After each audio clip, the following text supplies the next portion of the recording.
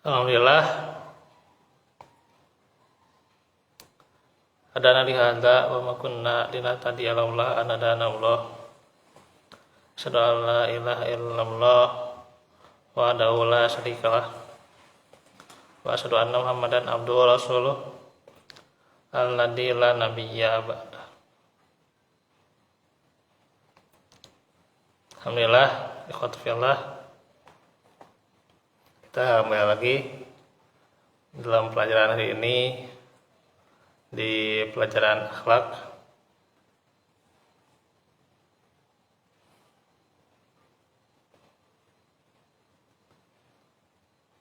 Yang dimana kita akan melanjutkan pelajaran mengenai hukukul walidain.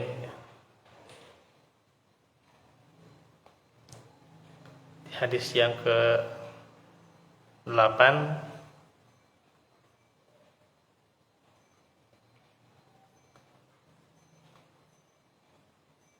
dikatakan arba'atun hakun alallahi ta'ala ala yudkhilahumul jannah wala yuliqahum na'imaha wa daminul khamri wa akil riba wa akilu malil yatim bi ghairi haqqin wal aku iladaihi. Ada 4 golongan yang pasti Allah Ta'ala tidak akan memasukkan mereka ke surga dan tidak akan membuat mereka merasakan nikmatnya. Pertama, peminum khamar,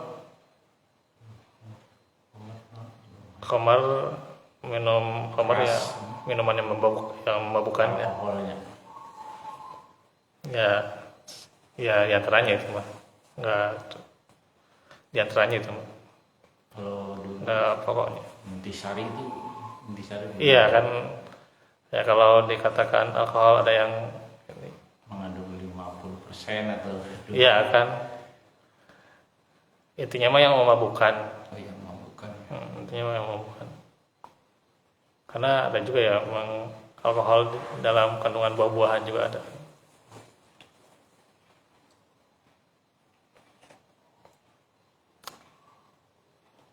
Khamar yang masuk kan ya memabukkan kan secara zat ya. Jadi peminum khamar yang dimaksud itu yang memabukkan secara zat ya gitu. ya ingat apa-apa gitu atau Iya. gimana Iya. jadi kolomnya Orang yang suka minum khamar kemudian memakan riba,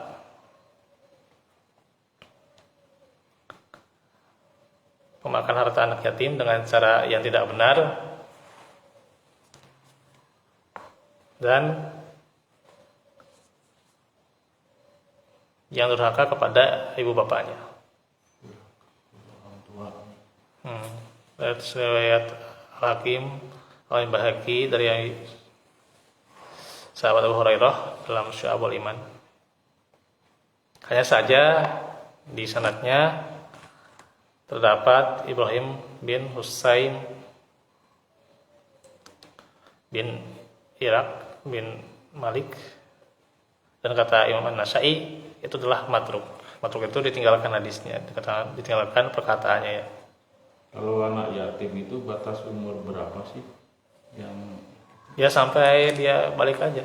boleh Sampai dia balik. punya istri kalau wanita ya Enggak, kalau perempuan ya kalau sudah dewasa, sudah balik, ukurannya ya 15, 17 namanya 17. ukuran balik itu kan kalau dalam hadis kan kalau buat perempuan mah ketika sudah haid gitu. Tapi kalau anak yatim ya berarti kalau misalnya udah haidnya muda ya 89 tahun, sekarang udah haid ya 8 tahun udah kadang ada yang ikut. Makanya kita lihat dari usia berapa dia bisa mencukupi gitu. Misalnya gitu ya, dari usia 15 tahun baru mau bapak gitu. Dari yang mencukupinya aja gitu. Gitu. Atau ya 20 tahunan gitu ya. Gitu. Usia yang dimana saatnya sudah lulus ya, kemudian dia produktif, bisa ya bekerja gitu ya, bisa jadi dilepaskan aja gitu.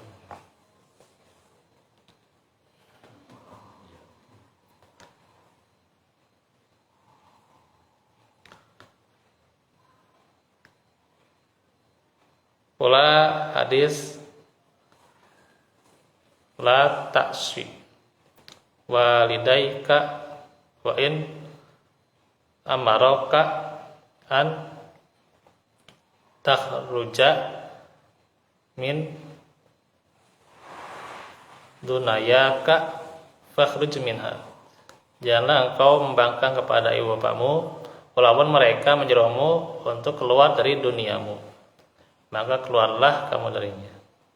Riwayat At-Tabrani dari sahabat Ubadah bin Samit radhiyallahu anhu, hanya pada sanadnya terdapat Salamah bin Syuraih, tidak dikenal. Salamah bin Syuraih. Kalau yang menyuruh musyrik lah bisa dibantah ya. Apanya? Ya ibu bapak mama itu. Iya. Ini pakai sesajen ini harus gini kan. Iya, bisa. Zaman saya dulu. Dengan cara yang baik juga sih ininya. Berkata kepada bapak itu, kayak orang tua gitu. Bantah secara baik-baik ya. Iya. Betul. Pada dasarnya emang orang yang sifat pemimpin itu nggak bisa, atau bukan nggak bisa ya, ya hatinya kadang nggak nerima gitu, kadang nggak nerima dinasehati, nggak suka lah gitu, nggak suka dinasehatin orang yang bersifat pemimpin itu ya gitu, termasuk orang tua itu ya gitu. Ya bersyukur kalau orang tua ikut pengajian walaupun ya yang mengisinya usianya masih muda, masih jauh ini gitu ya, jadi pengalaman dan sebagainya, tapi beruntung ikut ngaji gitu ya gitu, bersyukur gitu ya. Tapi kalau pada dasarnya dinasehati secara langsung gitu ya, berbeda kalau dengan majelis seperti ini ya. Tapi kalau dinasehati secara langsung itu suka nggak terima. Ya walaupun nasihat itu nasihat yang baik dengan cara yang lembut.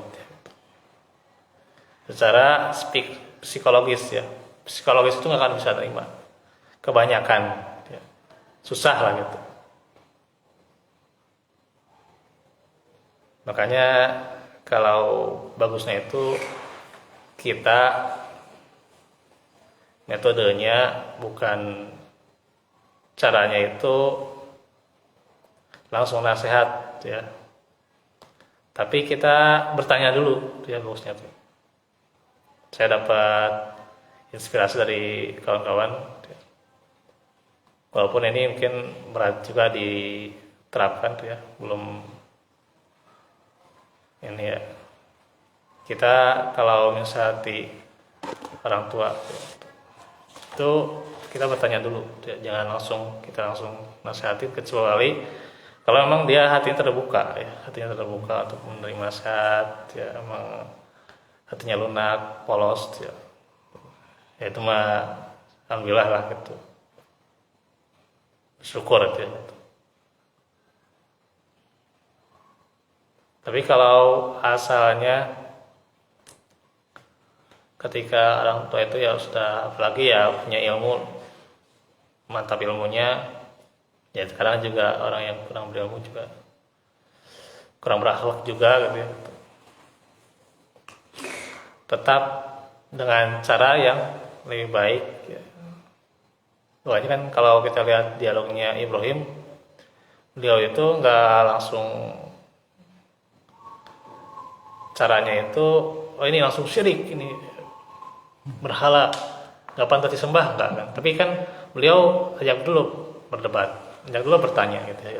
Itu cara beliau pada pemimpin gitu ya,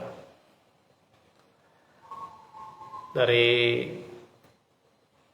apa daerah pas Nabi Ibrahim berdakwah gitu ya gitu. Beliau ajak berdebat dulu gitu ya. Tapi dengan cara yang baik juga. Beliau nggak langsung oh ini salah, nggak ini nggak ini. Bakar kan. Iya. Termasuk ini juga buat kita sebagai seorang anak ya. Atau ya yang sana juga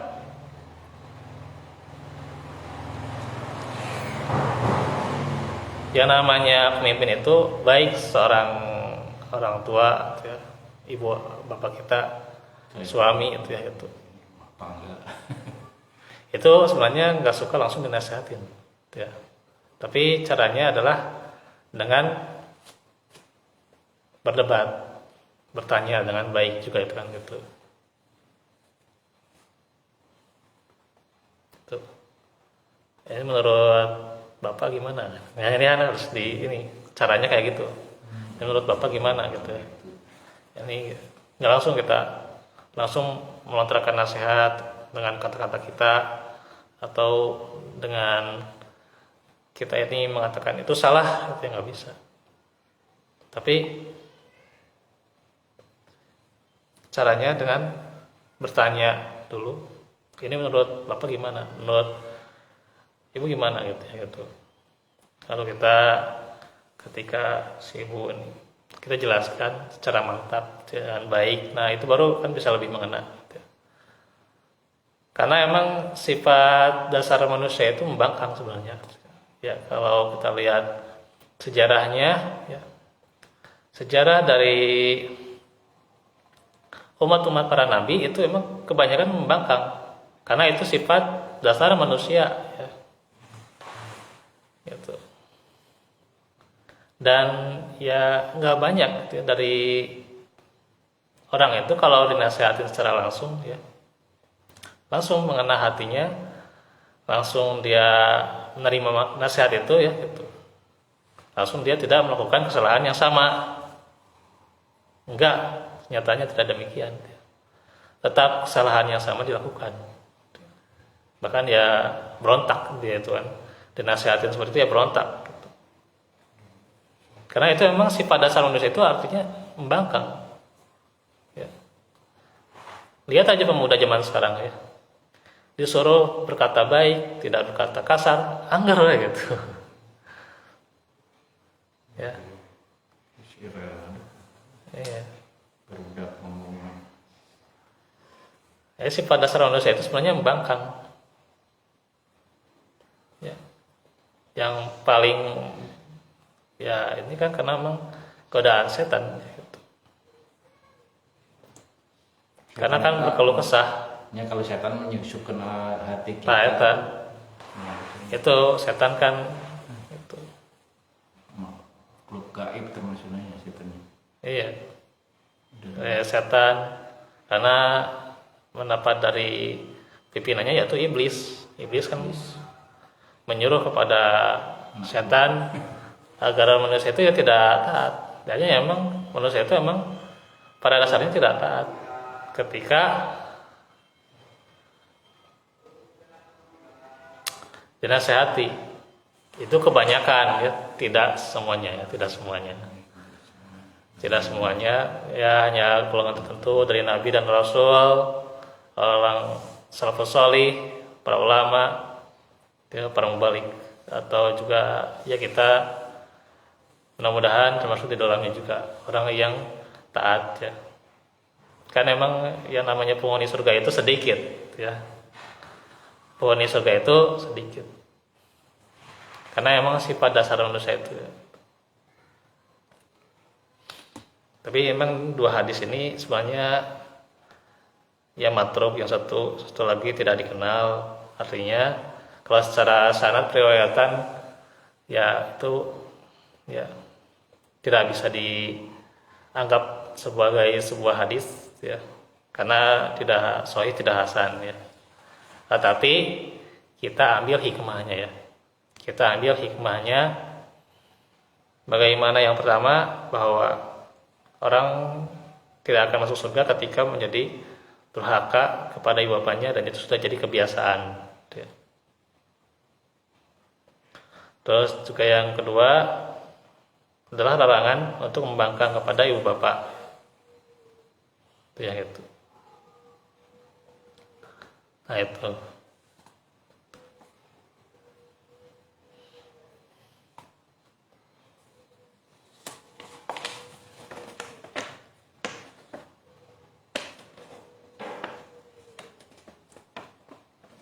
Karenanya emang kita harus berkata baik pada orang tua ya. Kalau orang nasihati atau dengan pola seseorang itu ya niat nasihati bagus ya, itu kan rasa cinta ya. Ya walaupun juga kadang rasa marah atau dia tegas, itu juga rasa cinta sebenarnya ya. Cuman proporsional gitu ya. Proporsional di mana tempatnya itu. Dan itu bisa jadi memang berefek ya gitu.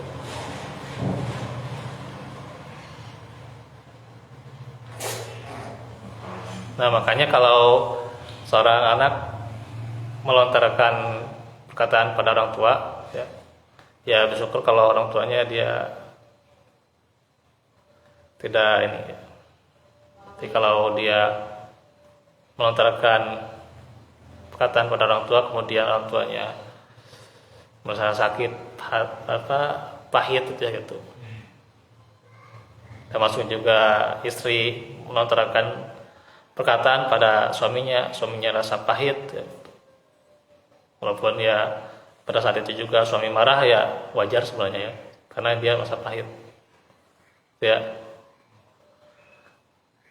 Dan orang tua juga terkadang marah kepada kita ya karena dia merasa pahit, itu kan wajar gitu. Nah itu. Karena orang berat itu salah satunya bertahan dari kepahitan, itu berat sekali gitu. Orang yang bertahan dari kepahitan itu sangat berat sekali ya. Dan terasa ketika seorang menerima kepahitan kemudian bertahan darinya, itu dia berontak sebenarnya. Kecuali memang ketika ada Allah menyembuhkannya dengan izinnya gitu. Maka diantaranya Allah memberikan taufik kepada orang lain untuk menyembuhkan kepahitannya gitu ya. Jadi kenyataannya ya berat ya itu. Kepahitan yang dialami oleh orang tua atau kepahitan dialami oleh suami itu bahkan ya sampai mengatakan bahwa ketika suami itu pahit ya berarti mungkin itu salah satu akibat juga. Karena memang dulu bisa jadi melontarkan kepada orang tua perkataan yang pahit juga ya. Walaupun dia juga sebagai anak yang masa lebih pahit lagi juga gitu ya. Ketika dapat perkataan yang inilah gitu. Tapi situlah bahwa kembali lagi pada metode ya. Cara di dalam seorang itu menaati, kan menaati itu sebenarnya gak gampang ya gitu. Kita taat kepada orang tua itu gak gampang sebenarnya ya. Taat pada hal yang ma'ruf ya, itu gak gampang. Taat kepada suami itu gak gampang sebenarnya. Mungkin rumah tangga sebenarnya. Iya, gak gampang. Terkadang ego kadang ya ada gak ngerasa gitu, gak ngerasa itu adalah sebagai pembangkangan gitu ya. Misalnya kita kepada orang tua berkata sesuatu, ya emang kadang nggak ngerasa itu sebagai pembangkangan gitu. Ketika orang tua mengatakan kamu sudah begini sudah begitu, ya kita kadang nggak ngerasa kayak gitu, karena ego kita yang ngerasa itu adalah ketika apa yang kita lontarkan itu kebaikan gitu. Apa yang kita lontarkan itu kebaikan, ego kita seperti itu, demikian ya. Tapi tidak demikian ketika perasaan itu atau hatinya lah gitu, karena manusia sama-sama punya hati gitu. Iya, itu pasti akan berontak, bergejolak gitu. Dan itu bisa jadi penyesalan seumur hidup. Itu penyesalan seumur hidup yang akan terus diterima, apalagi kalau pahitan itu terus bertahan ya, luar biasa itu. Nah itu, nah, ini kalau misalnya dikaji lebih panjang luar biasa sebenarnya nilai-nilai yang bisa kita ambil ya gitu.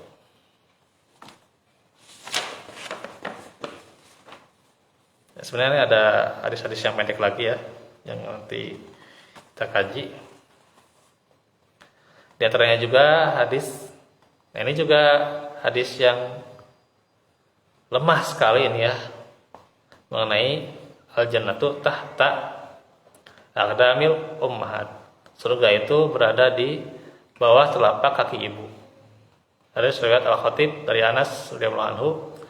Pada sanadnya itu ada Mansur bin Al-Muhajir dan Abu An-Nadr Al-Abar, kata Ibnu Thahir. Keduanya tidak dikenal. Nomor pendidikan gitu. Enak mau dikristenkeun umpama kan orang tua kan anak biasanya nurutkeun orang tua. Nah, itu enggak. Ya, gitu. Kalau berarahnya itu kepada kemusyrikan ya orang tua jangan ditaatin. Di telapak kaki ibu teh gitu mudah. Ya, hidup di susuan diurus. Iya. Jadi emang hadis ini sebenarnya kalau dikatakan lemah ya lemah sekali. Ya. Dasarnya. Ya, dan ini terdapat dua perawinya yang tidak dikenal. Ya, pepatah orang Sunda, orang Jawa kan gitu. Iya. Ya emang ngetren. Kalau hadis ini kan ngetren. Iya. Bahkan ya ulama-ulama di kita kadang ya berkata ya hadis ini gitu. Al-jannatu tahta aqdamil ummahat kan gitu. Emang nggak nurut sama orang tua gitu. Iya. Padahal ini hadis memang lemah sekali gitu. Ya, kalau Melihat riwayatnya mah ya. Dari kebiasaan watak kita gitu. Orang-orang kita dulu sekarang juga masih kan. Gini, sebenarnya kalau hadis yang lemah, kalau dia letakkannya itu hadis yang lemah itu kan tadi kan ini 3 hadis ya yang saya sebutkan itu lemah ya.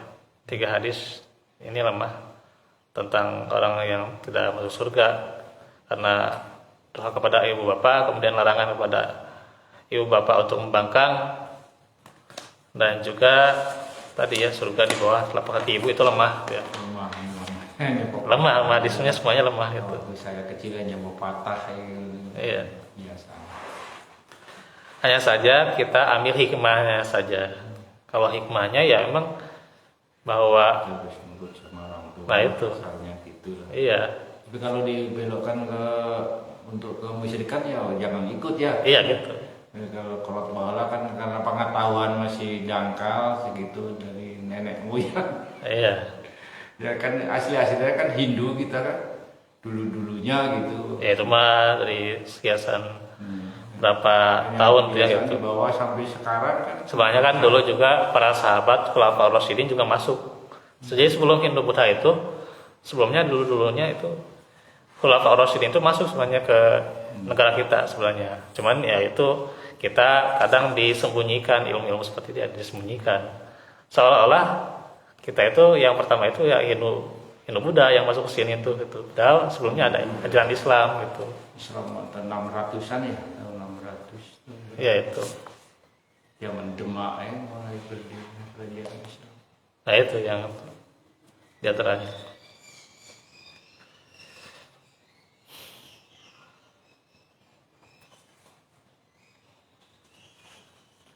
Turun temurun. Satu hadis lagi ya. Nah kalau yang hadis ini yaitu birru abaakum,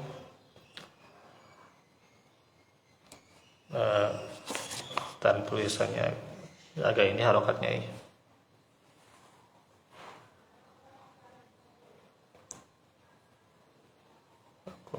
Tabiru ya sama. Tabiru kum abanaukum waifu taifa nisaukum. Berbaktilah kepada orang tuamu, kelak anak-anakmu akan berbakti padamu, dan jagalah kehormatanmu, kelak kaum wanitamu akan menjaga kehormatan mereka.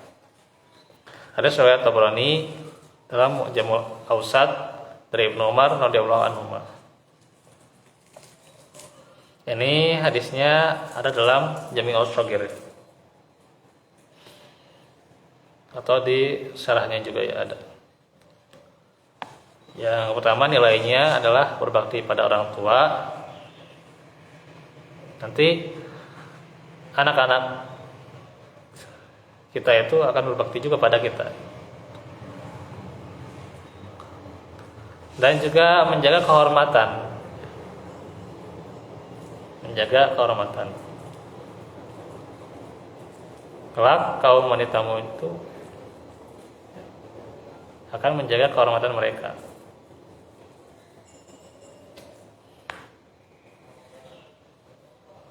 Ya, kaum wanita bisa jadi ini kan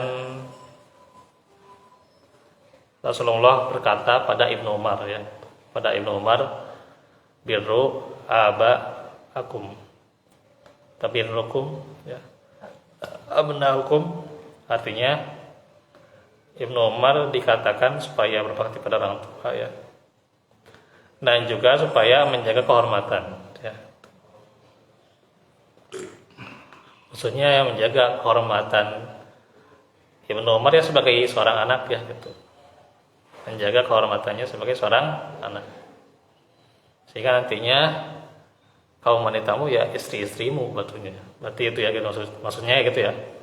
Berarti ketika seorang itu berbakti pada orang tua, istri-istrinya juga akan mengikutinya ya, menjaga kehormatan mereka.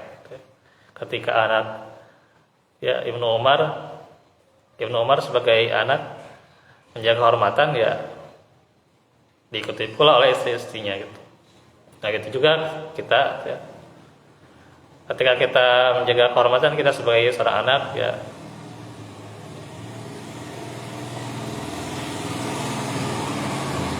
layaknya seorang anak gitu ya,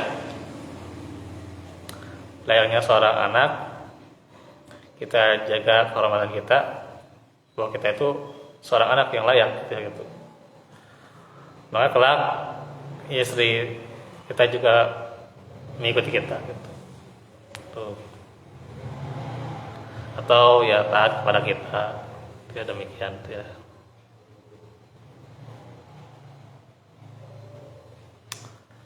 Itu bisa kita ambil dari faedah hadis-hadis Nabi. Ini sudah selesai kita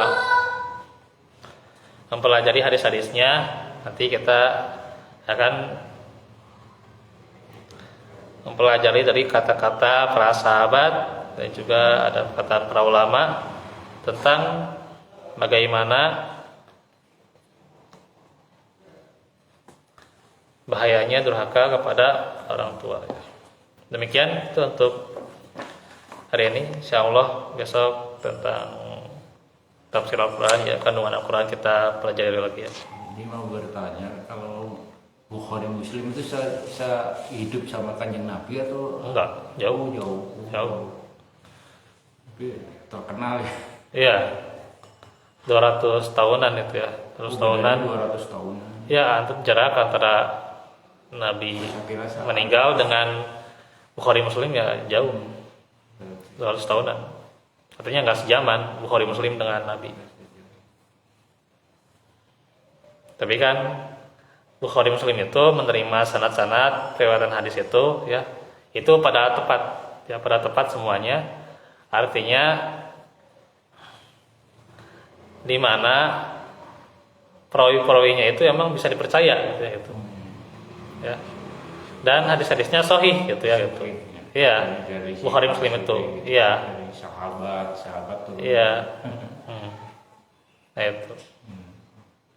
Dan kita juga tahu bagaimana amaliyah dari Imam Bukhari dan Muslim ya. Nyatanya kan Imam Bukhari luar biasa ya. Kalau kita mengetahui sejarahnya, beliau itu sekali mendengar ilmu, sekali mendengar langsung hafal. Pintar berarti. Iya, langsung hafal. Iya, cerdas. Imam Muslim juga itu kan beliau sangat rajin mencatat hadis ya itu. Nah, itu. Kira sejaman. Iya, nggak sejaman, jauh kalau dengan Nabi Muhammad. 200 tahunnya jauh. Iya. Berapa turunan 2 3. Baik, kalau nggak ada lagi nanti kita lanjutkan di hari esok pada sholat zuhur ya. Salat zuhur deui. Iya. Walafu minkum berlalu fikum. Rabbana atina fid dunya hasanah wa fil akhirati hasanah wa qina adzabannar. Rabbana hab lana min azwajina wa dzurriyyatina qurrata a'yun. Ya muqallibal qulub tsabbit qalbi. Ya musarrif qalbi. Subhanaka Allahumma astaghfiruka wa atubu ilaik. Assalamualaikum warahmatullahi wabarakatuh. Wah.